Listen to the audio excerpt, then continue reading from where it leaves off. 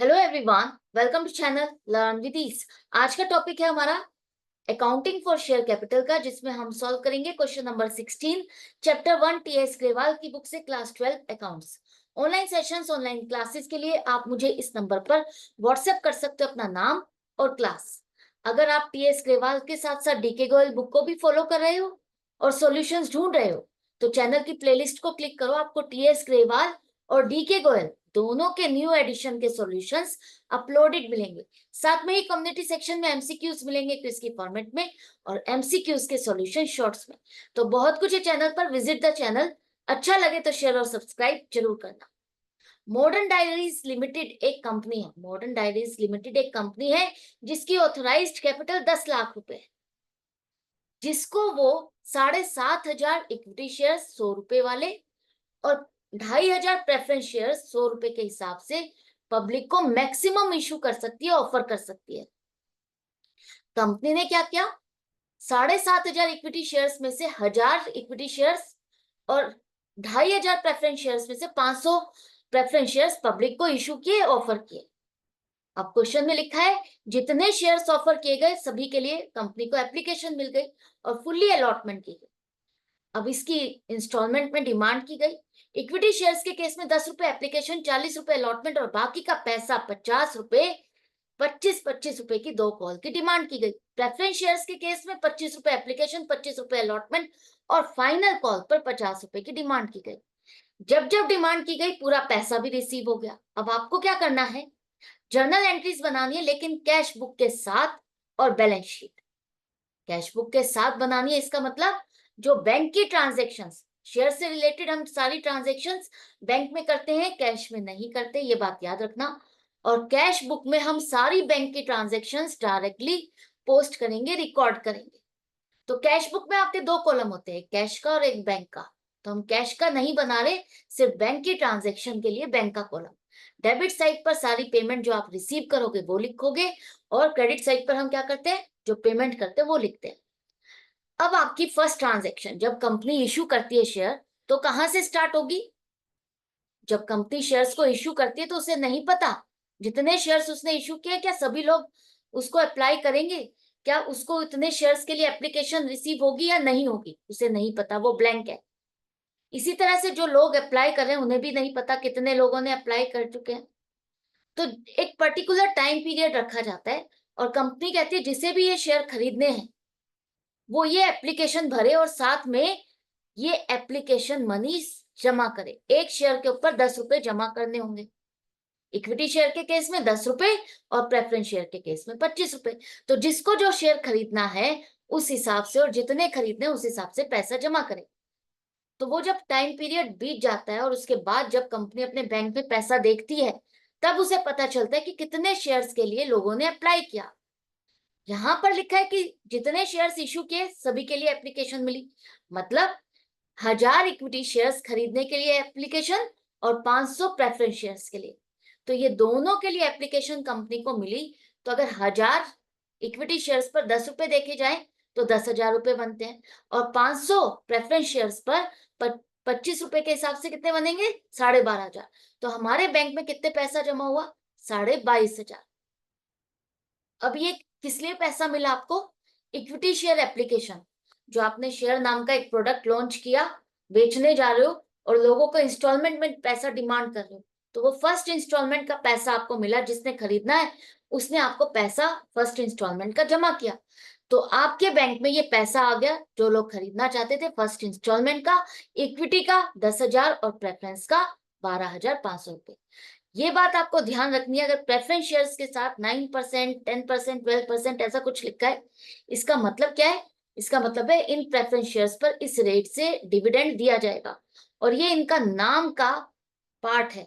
तो ये आपको जरूर से लिखना है 9% प्रेफरेंस शेयर्स, राइट। तो अब बैंक में हमें पोस्टिंग करनी है, बैंक की ट्रांजेक्शन की पोस्टिंग करनी है कैश बुक में। तो कैसे करोगे, पैसा आ रहा है तो डेबिट साइड पे करेंगे, और किस वजह से आ रहा है, बैंक डेबिट हो रहा है, लेकिन इसके साथ जो अकाउंट क्रेडिट हो रहे हैं उसको आप यहाँ पर लिखो। To equity share application account 10,000, to 9% preference share application 12,500। ये पोस्टिंग हो गई आपकी। ये जो ट्रांजैक्शन मैंने की है, ये जो जर्नल एंट्री बनाई है, ये सिर्फ आपकी रेफरेंस के लिए, आपको बनानी नहीं है जर्नल एंट्री। ये आप ताकि इजीली समझ सको, इसीलिए यहाँ पर ये जर्नल एंट्री बनाई है। जर्नल एंट्रीज आपको बाकी चीजों की बनानी है, जैसे कि अब ये जो एप्लीकेशन मनी आपको रिसीव हुआ, ये एप्लीकेशन मनी रिसीव करके आपको ट्रांसफर करना है कहाँ? अब ये पैसा ट्रांसफर किया जाएगा शेयर कैपिटल्स अकाउंट में। तो कैसे करोगे? जो ये एप्लीकेशन अकाउंट आपने खोले हैं, ये तो टेम्परेरी है कि फर्स्ट इंस्टॉलमेंट के नाम का आपको पैसा मिला, लेकिन ये है किससे रिलेटेड? आपका शेयर कैपिटल से रिलेटेड। शेयर से रिलेटेड जो भी पैसा मिलता है वो शेयर कैपिटल है। तो शेयर कैपिटल में एक हिस्सा आपको मिल गया, तो वो हिस्सा आप शेयर कैपिटल का है तो शेयर कैपिटल में ही ट्रांसफर करोगे और इन अकाउंट को अब आप क्लोज कर दोगे। तो देखो, ये अकाउंट आपके डेबिट भी हो गए और क्रेडिट भी हो गए। तो टेम्परेरी थे, दोनों साइड पे डेबिट और क्रेडिट होकर के ये दोनों अकाउंट आपके क्लोज हो जाएंगे। और इनके related account equity share capital में 10,000 और 9% प्रेफरेंस शेयर कैपिटल में 12,500 रुपए ट्रांसफर कर दोगे। एक साथ एक ही शेयर कैपिटल अकाउंट नहीं खोलोगे, जिससे रिलेटेड जो टाइप का शेयर है उससे रिलेटेड आप अलग शेयर कैपिटल अकाउंट उसका खोलोगे। क्लियर है? दो तरह की आप चीज बेच रहे हो तो दोनों का अलग अलग बैग बनेगा और उससे रिलेटेड पैसा उसी में आप ट्रांसफर करोगे।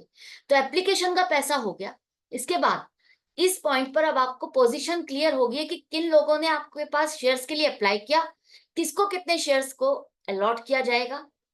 तो इस टाइम पर कंपनी क्या करती है? अलॉटमेंट करने के लिए सेकेंड इंस्टॉलमेंट अलॉटमेंट की डिमांड करेगी। और इस टाइम पर बैंक से स्टार्ट नहीं होगी हमारी ट्रांजैक्शन। यहां पर अब कंपनी को पता है कि मेरे पूरे पूरे शेयर सब्सक्राइब हो गए हैं, पब्लिक ने खरीदने हैं, तो अब मुझे अगर मैं सेकेंड इंस्टॉलमेंट की डिमांड करता हूं तो मेरे पास इतना पैसा आना चाहिए। वो पहले से एक एंट्री बनाती है ताकि वो ट्रैक रख सके। तो क्या एंट्री बनेगी? देखो, इक्विटी शेयर अलॉटमेंट अकाउंट, नई इंस्टॉलमेंट नया अकाउंट खोलोगे आप हमेशा। एप्लीकेशन पर नया अकाउंट खुला था और अलॉटमेंट पर दूसरा नया अकाउंट खुलेगा। 1,000 शेयर्स पर 40 रुपए की डिमांड की जाएगी तो 40,000 रुपए आने चाहिए। इसी तरह से 500 शेयर्स पर 25 रुपए की डिमांड की जाएगी तो 12,500। तो कंपनी कहती है कि अगर अब मैं सेकेंड इंस्टॉलमेंट की डिमांड करता हूं तो मेरे पास इतना पैसा जमा होना चाहिए सेकेंड इंस्टॉलमेंट का। और कंपनी मान लेती है कि पूरा पैसा आ जाएगा और पहले ही शेयर कैपिटल अकाउंट में ट्रांसफर कर देती है। इक्विटी शेयर कैपिटल अकाउंट में 40,000 और 12,500 प्रेफरेंस शेयर कैपिटल में आपने ट्रांसफर कर दिया, क्योंकि आप ये मान चुके हो कि इतना पैसा हमें लेना है और इतना पैसा आ चुका है। एक्चुअल पोजीशन कब पता चलेगी? जब बैंक में पैसा जमा होगा। जब आपने डिमांड की पैसे की, शेयर होल्डर्स ने जमा करना शुरू किया आपके बैंक में, तब पता चलेगा कितने शेयर्स पर कितने लोगों ने पैसा जमा किया। अब देखो, यहाँ पर क्वेश्चन में कहा है कि सारा पैसा हमें टाइम पर मिल गया। इसका मतलब किसी ने भी डिफॉल्ट नहीं किया, कोई भी ऐसा नहीं है जिसने पेमेंट ना की। तो किसी ने भी पेमेंट ऐसा नहीं है कि नहीं की, तो सबसे पेमेंट मिल गई। तो कितने पैसे मिले हमें? बैंक अकाउंट में हमारे 40,000 तो इक्विटी के आने चाहिए और 12,500 हमें प्रेफरेंस के मिलने चाहिए। तो 52,500 रुपीज आपके बैंक में जमा हो गए अलॉटमेंट के नाम पर। तो ये किस लिए आए? अलॉटमेंट। तो इक्विटी शेयर अलॉटमेंट अकाउंट को आप क्रेडिट करो। इसका जो काम था ट्रैक रखने का कि पूरा पैसा हमें मिला या नहीं मिला, सेकेंड इंस्टॉलमेंट पर कितना पैसा मिलना चाहिए था, क्या इतना मिला या नहीं मिला, तो ये इसका काम पूरा हो गया। ऐसे ही प्रेफरेंस शेयर अलॉटमेंट अकाउंट का। तो डेबिट और क्रेडिट होकर के ये दो अकाउंट तो क्लोज हो गए। बैंक में पैसा आ गया तो इसको जमा दिखा दो। Equity share allotment account 40,000, 9% preference share allotment account 12,500। Clear है? अब ये पैसा आपको जहां सेकेंड इंस्टॉलमेंट का मिलना था अलॉटमेंट का, वो आपको मिल चुका और रिलेटेड अकाउंट में आप पहले ही शेयर कैपिटल में ट्रांसफर भी कर चुके हो। अब बारी आती है कौन सी? फर्स्ट कॉल की। तो फर्स्ट कॉल पे भी हम पहले ड्यू की एंट्री बनाएंगे कि अब हम नेक्स्ट इंस्टॉलमेंट की डिमांड करते हैं। तो नई इंस्टॉलमेंट का नाम रखा जाएगा equity share first call account. और अगर इस पर 25 रुपए की डिमांड की जा रही है, इक्विटी शेयर पर 25 रुपए की डिमांड की जा रही है, तो 25,000 रुपए इकट्ठे होने चाहिए। और इसी तरह से प्रेफरेंस शेयर्स का तो फाइनल कॉल है, first and final call, last call के साथ आपको फाइनल जरूर लगाना है। तो 500 शेयर्स पर 50 रुपए के हिसाब से 25,000 ये पैसा हमें इस कॉल पर इतना पैसा मिलना चाहिए, इकट्ठा होना चाहिए, ताकि ट्रैक रखा जाए। अगर किसी ने शेयर होल्डर ने पेमेंट नहीं की तो आप उसको पता कर सकते हो कि कौन सी इंस्टॉलमेंट के पेमेंट नहीं मिली, क्योंकि उसी हिसाब से आपके बैंक में पैसा जमा होगा और कौन सी इंस्टॉलमेंट का कितना पैसा जमा हुआ उससे आप ट्रैक रख पाते हो।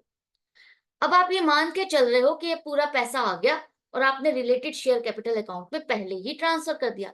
इक्विटी शेयर कैपिटल का अकाउंट को भी आपने क्रेडिट किया 25,000 से और प्रेफरेंस शेयर कैपिटल अकाउंट को भी 25,000 से क्रेडिट कर दिया। अब देखो बैंक में कितना पैसा आया।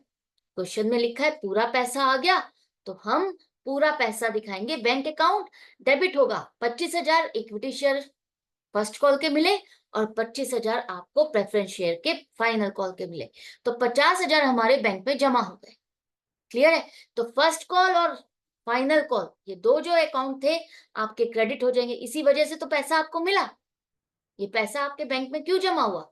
इस इंस्टॉलमेंट की कॉल की इसका पैसा जमा हुआ, तो यही तो अकाउंट आप क्रेडिट करोगे। तो इन दोनों अकाउंट का भी काम पूरा हो गया। जो ट्रैक रखने का काम था ये अकाउंट भी क्लोज हो गए। डेबिट और क्रेडिट सेम बैलेंस है, क्लोजिंग बैलेंस कुछ भी नहीं है, नील है, तो आप ये दोनों अकाउंट क्लोज हो जाएंगे। और लेजर में अब आपका ये बैंक का बैलेंस रहेगा।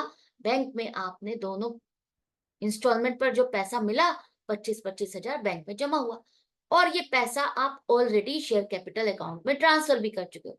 तो टेम्परेरी अकाउंट आपके क्लोज हो गए डेबिट और क्रेडिट होकर के। बैलेंस कहां बचा? बैंक में और शेयर कैपिटल। बैंक में पैसा आना था और किससे रिलेटेड है? शेयर कैपिटल से। तो तीसरा हिस्सा भी आप शेयर कैपिटल में डाल चुके हो। इसके बाद बारी आती है आपकी सेकेंड कॉल की। प्रेफरेंस शेयर का तो फाइनल कॉल हो चुका, लेकिन इक्विटी शेयर की सेकंड एंड फाइनल कॉल की आपको डिमांड करनी है। तो उस पे 1000 शेयर्स पर 25 रुपए के हिसाब से अगर मिलेंगे तो 25,000 रुपए मिलने चाहिए। नई कॉल नया नाम, equity share second and final call account.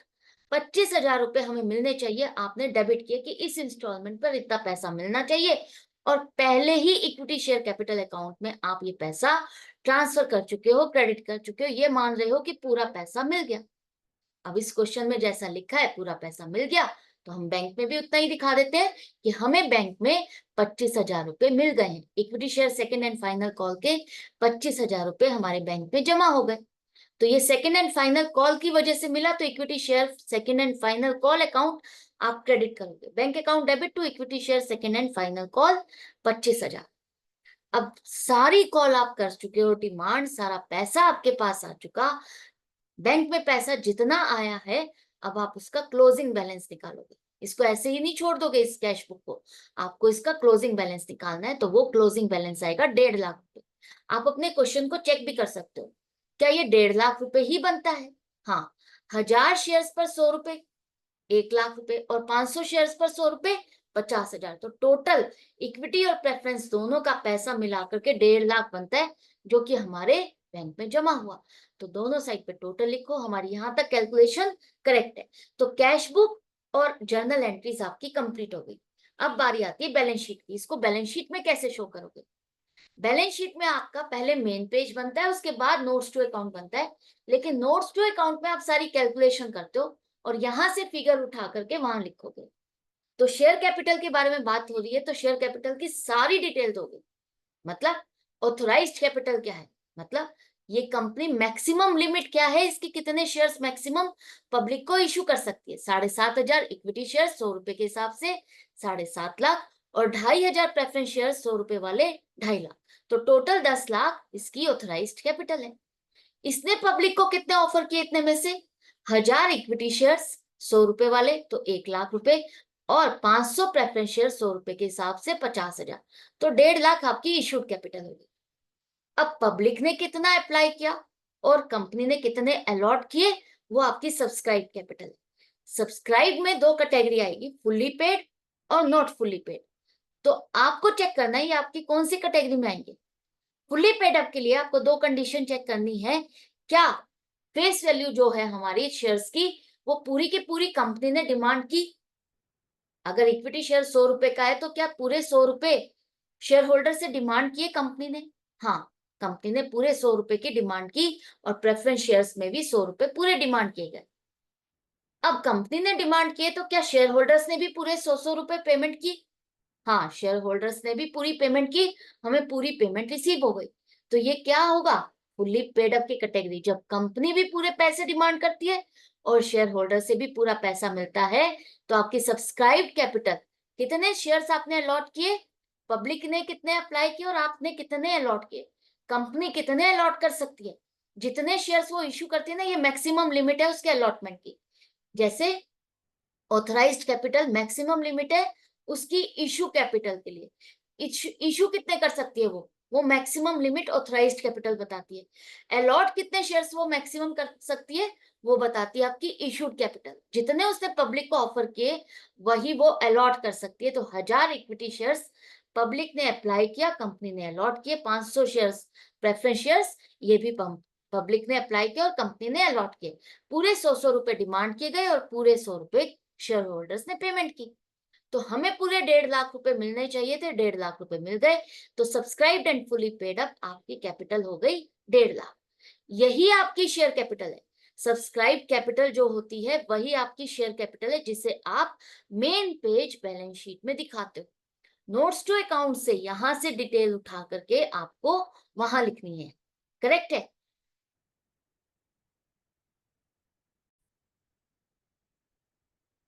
तो यहाँ पर हमारी सब्सक्राइब कैपिटल 1.5 लाख रुपए, इसे आप लिख दो यहाँ पर 1.5 लाख रुपए करंट ईयर की फिगर। अगर पिछले साल की भी फिगर्स है, लास्ट ईयर की, प्रीवियस ईयर की, तो वो भी आपको लिखनी होती है। कंपनी की बैलेंस शीट के केस में आपको सारी डिटेल्स देनी होती है, पिछले साल की भी और इस साल की। और शेयर कैपिटल के मेन पेज पर आपने 1.5 लाख लिखा, लेकिन जिसे डिटेल देखनी है तो आपने यहाँ पर नोट्स नंबर डाला है। नोट्स टू अकाउंट में जिसे भी डिटेल देखनी है वो इस नंबर पर शेयर कैपिटल की डिटेल देख सकता है कि कितने शेयर्स ऑथराइज्ड हैं, इश्यूड कितने हैं और सब्सक्राइब कितने हैं। सब्सक्राइब है तो फुल्ली पेड अप है या नहीं है, तो सारी डिटेल आपकी नोट्स टू अकाउंट से मिलती है।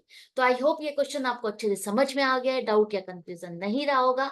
मिलते हैं नेक्स्ट वीडियो में नेक्स्ट क्वेश्चन के साथ अपनी प्रैक्टिस जारी रखते हुए। Goodbye and take care.